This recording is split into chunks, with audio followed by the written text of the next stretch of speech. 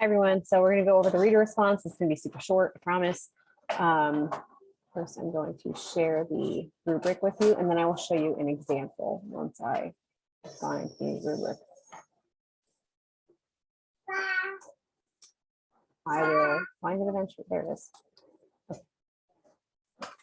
it is.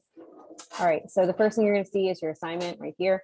Okay, so it's just for you to become more comfortable, more familiar with the readings that you've had, and to engage in the reading besides like with a discussion post. However, if you have a discussion post, feel free to look back through them. Don't just look for yours, look for everybody's, look for my responses, because you might be able to get more out of it then, or you might have more questions. I don't know. So you're going to try to engage with the text that you chose, okay, whether it's A Rose for Emily. For this first one, you have a choice of A Rose for Emily, Where Are You Going, Where Have You Been, and A Good Man Is Hard to Find to write on. Okay, you're just going to respond to one of them. Don't try to do all of them, or it's going to be too long. Okay, this is only needing to be 2 to 3 pages, double spaced, 12-point font, Times New Roman. If you include quotes from the text, you have to include a works cited page. Okay, it's very important. Attempt to cite. You are allowed to use outside sources, but again, you have to cite them. This is an opinion-based piece, so you're not going to be wrong for your opinion. Okay, so feel free to use first person. You are going to be graded on your analysis of the reading. Okay, so it's great that you tell me if you liked it or you didn't like it. You have to tell me why. Okay, I need to know why you don't like it, why you did like it, what was it in particular that made you dislike or like that.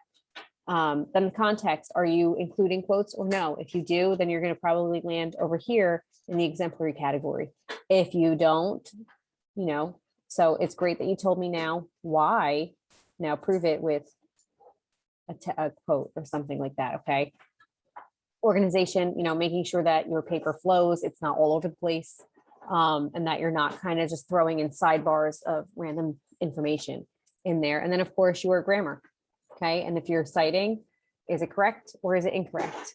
That is going to be, that's really it. I mean, your reader response is simple. What's something that stood out to you? Okay. What are your thoughts about the reading in general? Did you like it? Did you hate it? Why? What was it about it? If you could ask the author something, what would you ask them? Or if you could ask a character in the story something, what would you ask?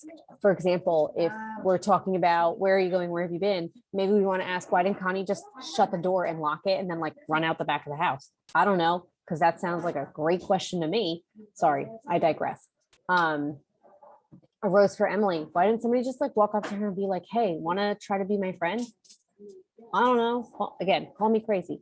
Or like, why didn't the grandma in Good Man Is Hard to Find just say like, I made a mistake, we're going the wrong way? I don't know, I'm just crucifying me. Anyway, so your reader response is very simple, 2 to 3 pages, double spaced. I am now going to show you an example, but you have to bear with me because it's 3 different like pictures. At this point in life, I was not savvy enough to take a picture of a document and save it as a document. So, nor did my school have a scanner at the time. Please ignore my entire family back there.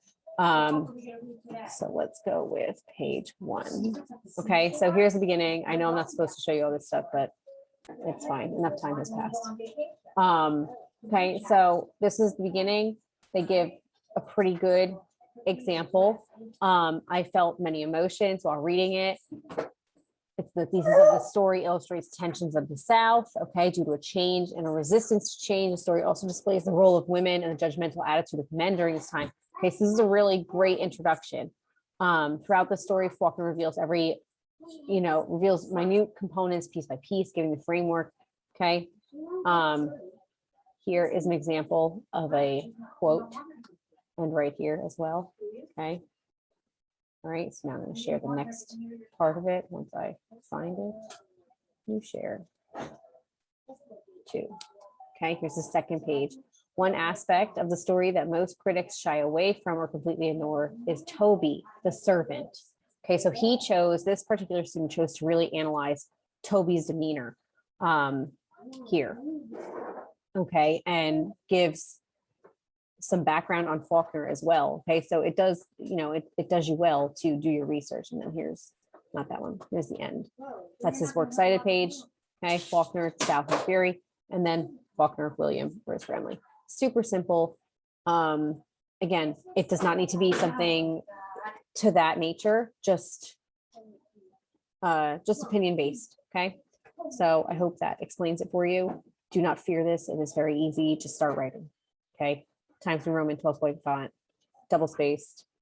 Make sure you have a header and heading and title. Thank you. And that's about it. That's all I got. Bye, guys.